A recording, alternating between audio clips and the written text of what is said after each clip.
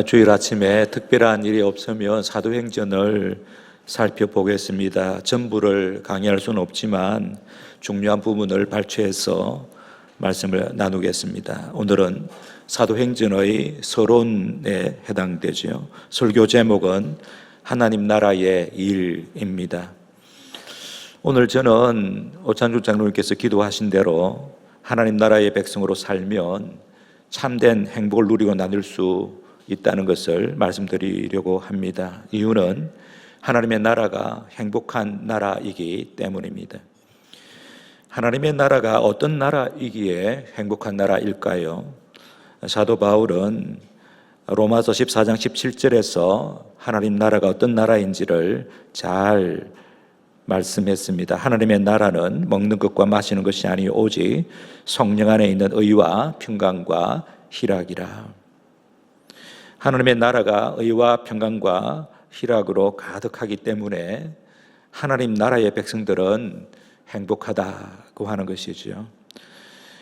하나님 나라의 백성들 가운데 누가 하나님의 나라를 가장 생생하게 경험하게 될까요? 하나님 나라의 진수를 제대로 맛보는 자들은 하나님 나라를 위하여 일하는 일꾼이라고 할 수 있겠습니다. 수고하는 농부가 먼저 곡식을 얻듯이 하나님 나라의 일꾼들이 먼저 하나님 나라의 복을 누립니다. 영적 법칙입니다. 오늘 본문 9절을 보면 예수님의 승천 기사가 아주 간략하게 묘사되어 있습니다. 9절을 보십시오. 이 말씀을 마치시고 예수님께서 제자들에게 말씀을 마치신 다음에 제자들이 보는데 올려져 가시니 구름이 그를 가리어 보이지 않게 하더라. 이어서 그 광경을 목격한 제자들의 반응이 덧붙여져 있죠. 10절 전반절입니다. 올라가실 때에 제자들이 자세히 하늘을 쳐다보고 있었다고 말씀합니다. 제자들이 목격한 예수님의 승천 광경은 놀랍고 신비로웠을 것입니다. 제자들은 하늘로 사라지신 예수님께서 다시 나타나지 않을까 생각하며 하늘을 쳐다보고 있었던 것 같습니다. 그때에 흰옷 입은 두 사람이 제자들 곁에 서서 말했지요. 10절입니다. 10절 하반절 흰옷 입은 두 사람 천사입니다. 흰옷 입은 두 사람이 그들 곁에 서서 제자들 곁에 서서 이르되 갈릴리 사람들아, 제자들을 가리키는 말입니다. 갈릴리 사람들아, 어찌하여 서서 하늘을 쳐다보느냐? 너희 가운데서 하늘로 올려지신 이 예수는 하늘로 가심을 본 그대로 오시리라 하였느니라. 예수님께서 말씀하셨던 재림에 관한 말씀을 천사들이 제자들에게 다시 한번 들려주고 있습니다. 이미 예수님께서는 제자들에게 자신의 재림에 대하여 여러 번 말씀하셨습니다. 대표적으로 누가복음 21장 27절 그때는 세상 끝날을 가리킵니다. 세상 역사의 마지막 때에 사람들이 인자는 예수님의 자기 호칭이죠. 인자가 구름을 타고 능력과 큰 영광으로 오는 것을 보리라. 그런데 예수님 재림에 관한 예수님의 말씀과 천사들의 말을 자세히 보면 예수님의 승천과 재림 사이에는 시간적인 간격이 있음을 암시하고 있습니다.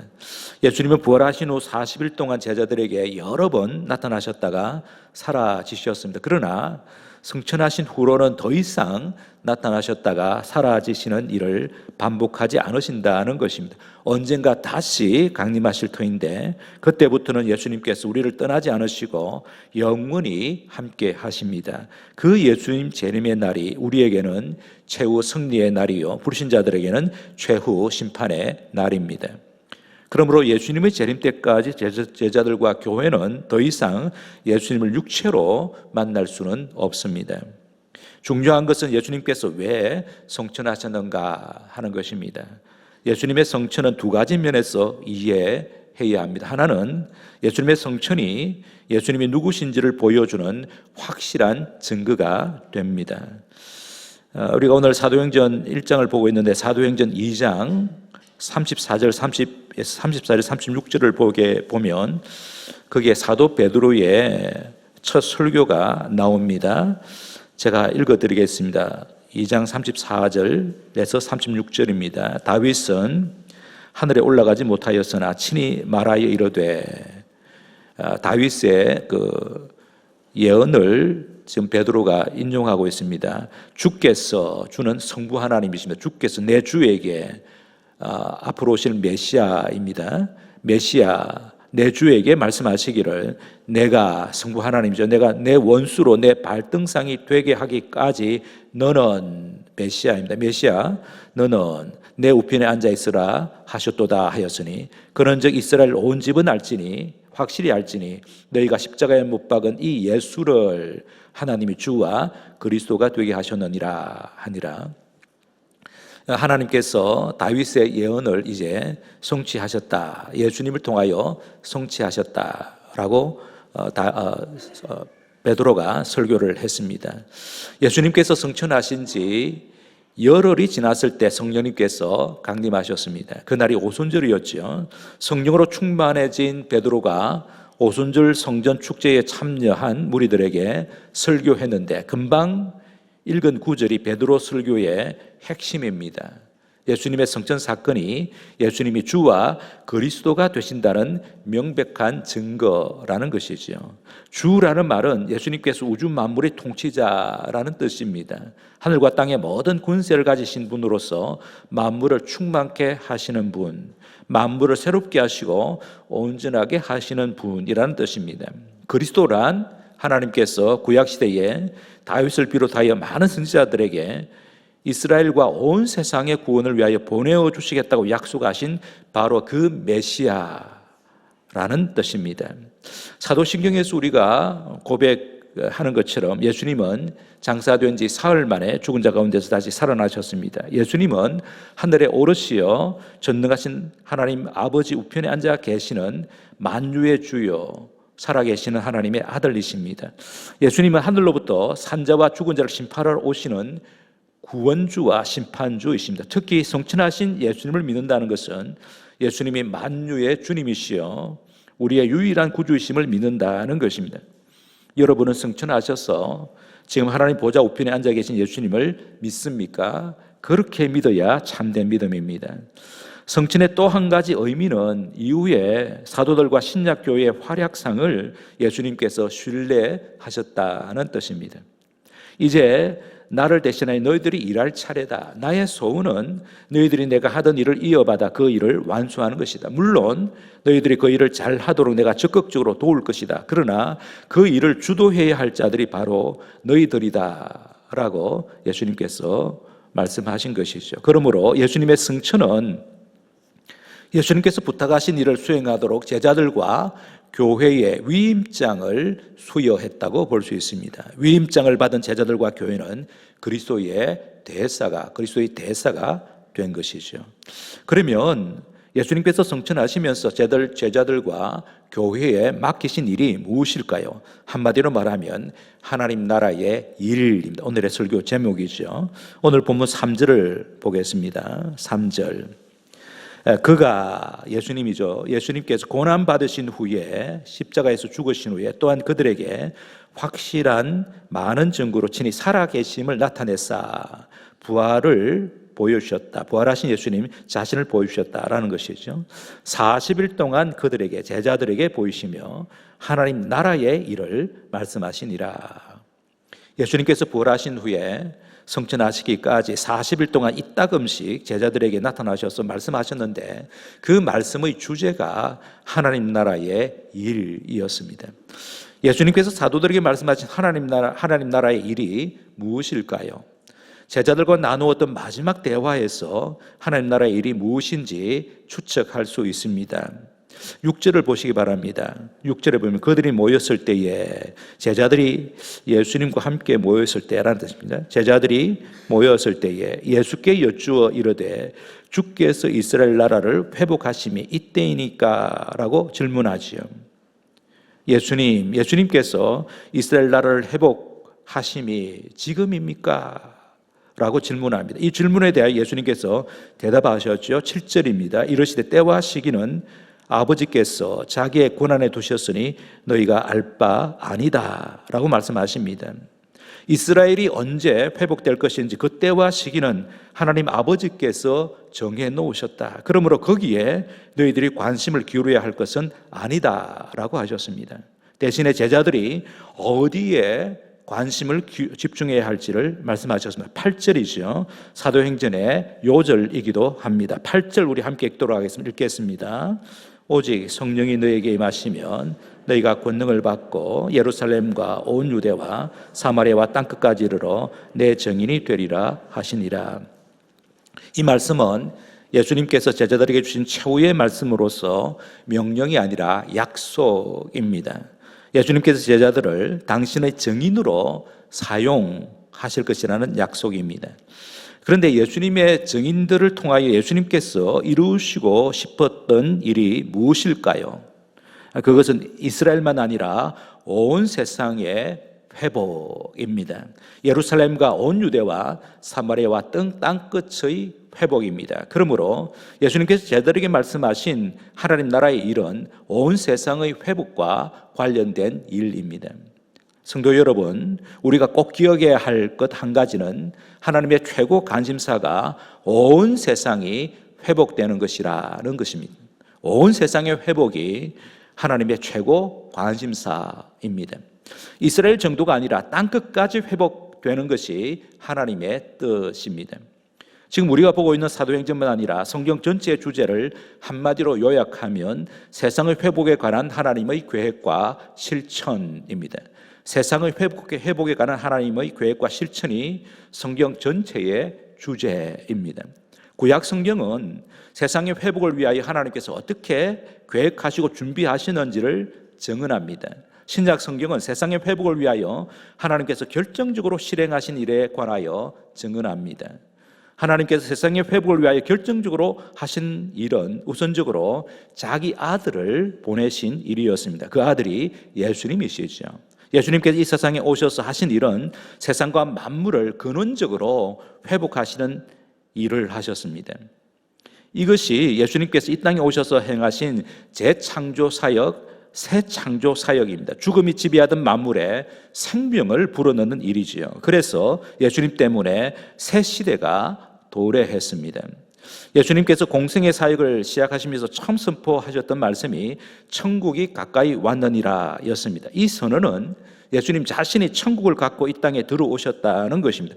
왜 예수님께서 천국을 이 땅에 갖고 오셨을까요? 그것이 세상을 회복하는 유일한 길이었기 때문입니다.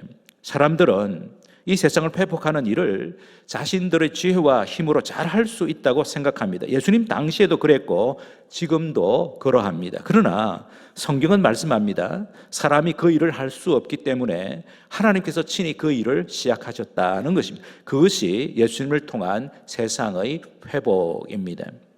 사람이 왜 세상을 회복할 수 없을까요? 죄인이기 때문에 그렇습니다.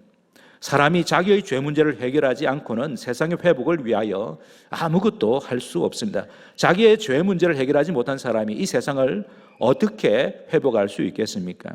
오히려 세상을 더 어둡게 하고 부패를 가중시키지 않겠습니까? 잘해야 부패를 조금 지연시킬 따름이지요. 그래서 하나님께서 세상의 회복을 위하여 가장 먼저 하시는 일은 사람들을 죄에서 구출해 내는 일입니다. 이것이 하나님의 구원입니다. 사람들이 하나님의 구원을 받으려면 사람 편에서 해야 할 것이 있지요. 그것이 회개입니다. 그래서 예수님께서 외치신 첫 선포가 회개하라 천국이 가까웠느니라 였습니다. 회개해야 천국의 백성이 된다는 말씀입니다. 성천하시기 직전에 예수님께서 제자들에게 하신 말씀도 회개와 관련된 말씀이었습니다. 누가복음 24장 47절입니다. 또 그의 이름으로, 그는 그리스도입니다. 그리스도의 이름으로 죄사함을 받게 하는 회개가 예루살렘에서 시작하여 모든 족속에 전파될 것이 기록되었으니, 구약 성경에 기록되었으니 이제 그 약속이 너희들을 통하여 성취될 것이라고 예수님께서 제자들에게 말씀하셨습니다. 그러므로 제자들이 전해야 할 복음이 바로 죄 사함을 얻게 하는 회개의 복음입니다. 이 복음을 듣고 회개하는 사람들은 모두 하나님 나라의 백성으로 회복된다는 것이죠. 성경에 우선되는 주제는 죄의 보편성과 회개의 필요성입니다. 사람은 모두 하나님 앞에서 죄인이므로 자신의 죄를 깨닫고 회개해야만 하나님과의 관계가 회복된다는 것이죠. 여기서 말하는 회개란 하나님께 진 빚이 너무나도 크고 많기에 그 빚을 갚을 능력이 자신에게는 없음을 알고 가난하고 애통해하는 심령으로 하나님의 자비만을 간구하는 것을 뜻합니다. 세리가 기도했던 것처럼 하나님이여 불쌍히 여기소서 나는 죄인입니다라고 하나님의 긍휼만을 바라는 것이 회개의 본질입니다. 그런데 감사하게도 하나님께서 우리의 죄값을 이미 지불하셨습니다. 그것이 예수 그리스도의 십자가 사건입니다. 예수님께서 우리의 죄를 대신 짊어지고 십자가에서 피 흘려 죽으심으로써 우리에게 살 길을 열어주셨습니다. 그러므로 죄사함은 예수 그리스도의 공로에 근거하여 하나님께서 베푸시는 은혜입니다. 그래서 금방 보았던 누가복음 24장 47절의 말씀대로 예수 그리스도의 이름을 믿는 사람들에게 죄사함의 은혜가 내립니다. 성도 여러분, 여러분은 예수 그리스도의 십자가의 공로를 믿습니까? 그러면 여러분의 죄는 용서되었습니다. 기독교 복음의 핵심은 죄사함이 그리스도 안에서만 가능하다는 것입니다. 이것이 사도적 복음의 기초요 교회가 전해야 할 복음의 핵심입니다. 지금까지 말씀드린 것을 요약하면 죄사함의 은혜를 받은 자라야 하나님 나라의 일꾼이 된다는 것입니다. 그리스도 안에서 죄사함을 얻은 사람은 그 마음이 하나님께로 향하게 됩니다. 하나님을 기쁘시게 하려고 애쓰게 되지요. 삶이 달라집니다. 이것을 가리켜 회개에 합당한 열매라고 부릅니다. 회개에 합당한 열매를 맺는 사람이 새 사람이며 하나님 나라의 백성이며 하나님의 자녀입니다. 이런 사람들만이 세상을 회복하는 하나님 나라의 일꾼이 됩니다. 그런데 더 감사한 것은 하나님 나라의 일꾼들에게 예수님께서 주시는 선물이 있습니다. 그 선물이 성령님입니다. 8절을 다시 보시기 바랍니다. 오직 성령이 너에게 임하시면 너희가 권능을 받을 것이다 라고 말씀합니다.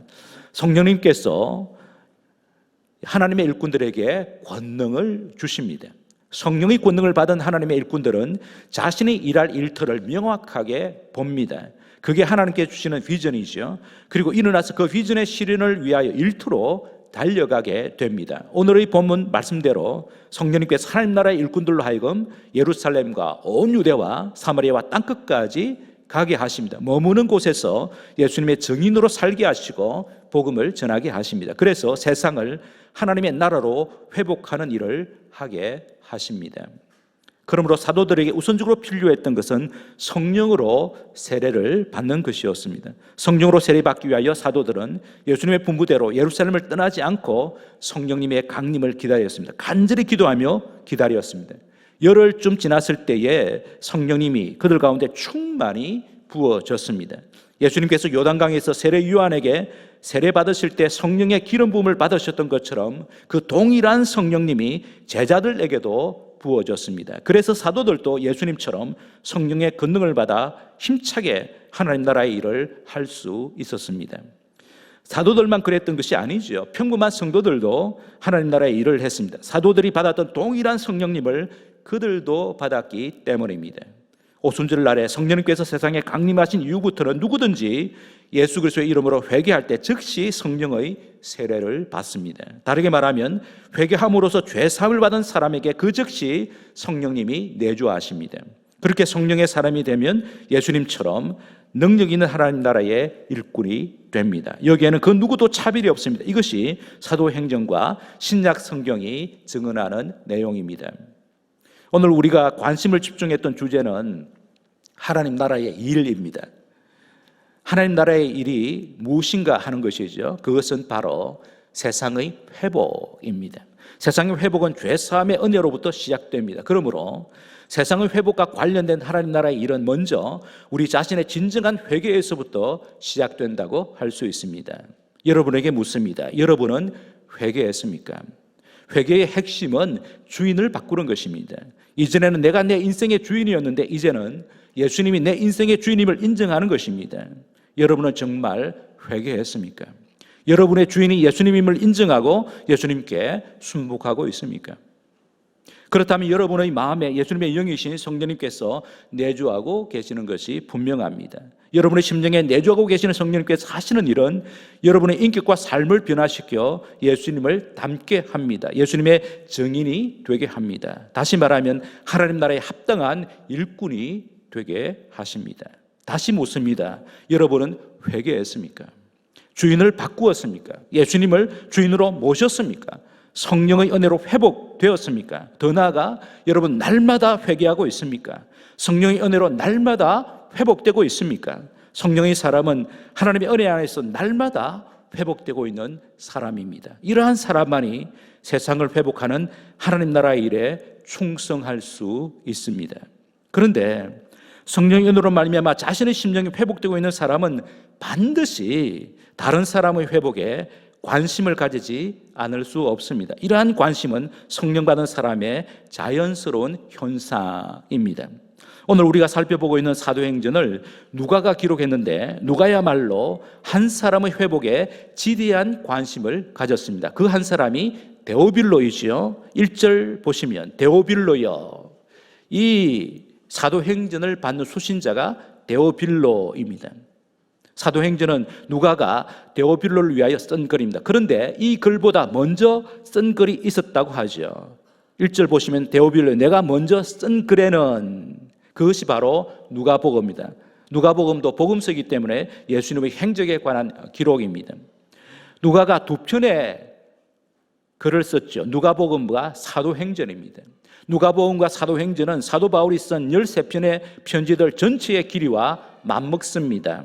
누가는 장문의 글 두 편을 한 사람 데오빌로에게 보냈습니다. 왜 누가가 데오빌로에게 두 편의 긴 글을 써서 보냈을까요? 누가복음에는 데오빌로에게 각하라는 호칭이 붙어 있습니다. 로마의 고위 관리였던 것 같습니다. 데오빌로는 로마 제국에서 출세한 사람입니다. 그러나 누가의 관심은 데오빌로의 세상적인 지위에 있지 않았습니다. 그 지위가 하나님 나라와 무관하다면 아무것도 아니기 때문입니다. 그래서 누가는 데오빌로 각하에게 하나님 나라의 일꾼이 되는 것이 얼마나 중요한지를 가르쳐 주기 위하여 두 편의 긴 글을 써서 보낸 것입니다.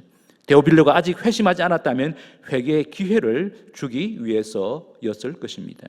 성도 여러분, 누가가 우리에게 도전하는 것이 무엇입니까? 한 영혼에 대한 끈질긴 관심과 풍성한 투자입니다.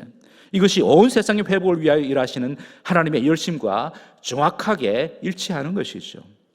이것이 먼저 하나님의 나라와 의를 구하는 하나님 나라의 일꾼들의 바른 태도입니다. 우리에게 이러한 열심이 회복되어야 하지 않겠습니까?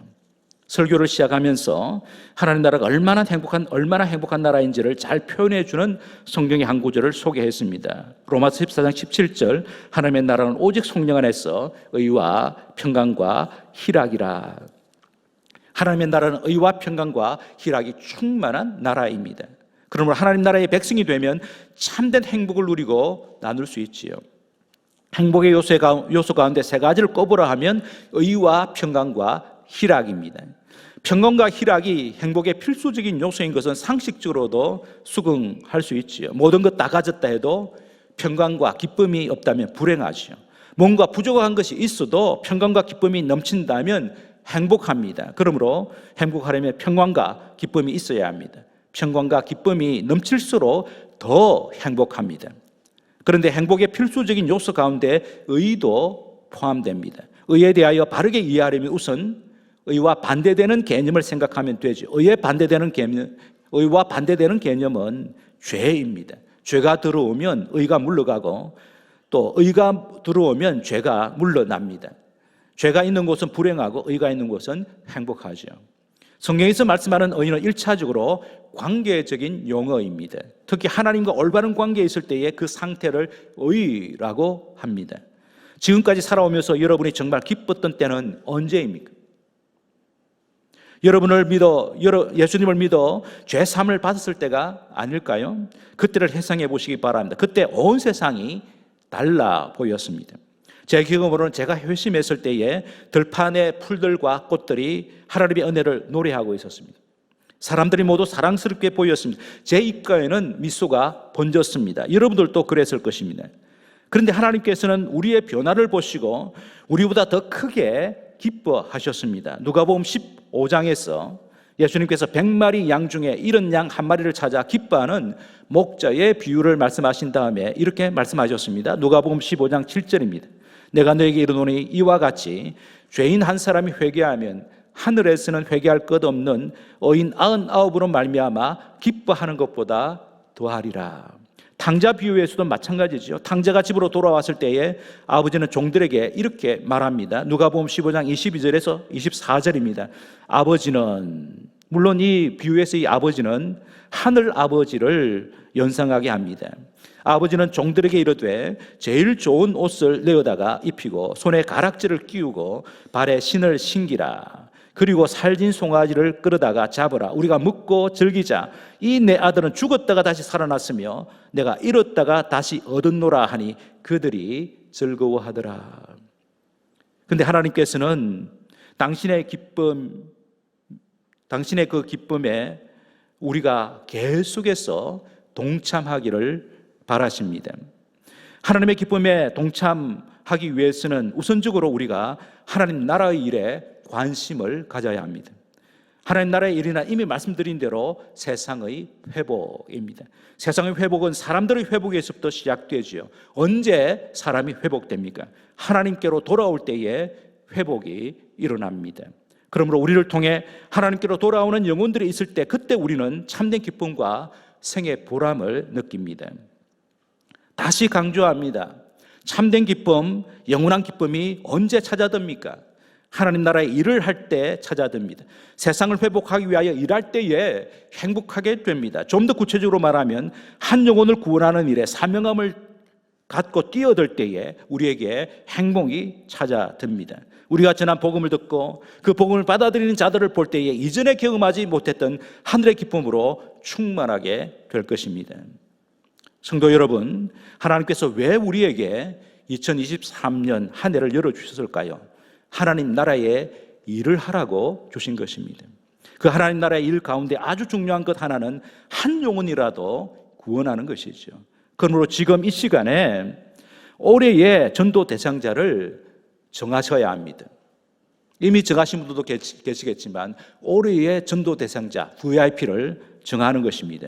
VIP를 정하는 것이 그리 어렵지 않습니다. 여러분이 정말 아끼는 사람들 가운데에 아직 예수님께로 돌아오지 않은 자들 있지 않습니까? 여러분의 가족들, 친지들, 동료들, 이웃들 그 이름을 생각해 보시기 바랍니다. 여러분의 30초의 시간을 드리겠습니다. 여러분 볼펜을 갖고 계시면 주보 앞면에다가 여러분 VIP, 올해의 VIP 이름을 몇 사람 한번 기록해 보시기 바랍니다. 30초 시간 드리겠습니다. 볼펜이 없으신 분은 마음에다가 기록하시기 바랍니다.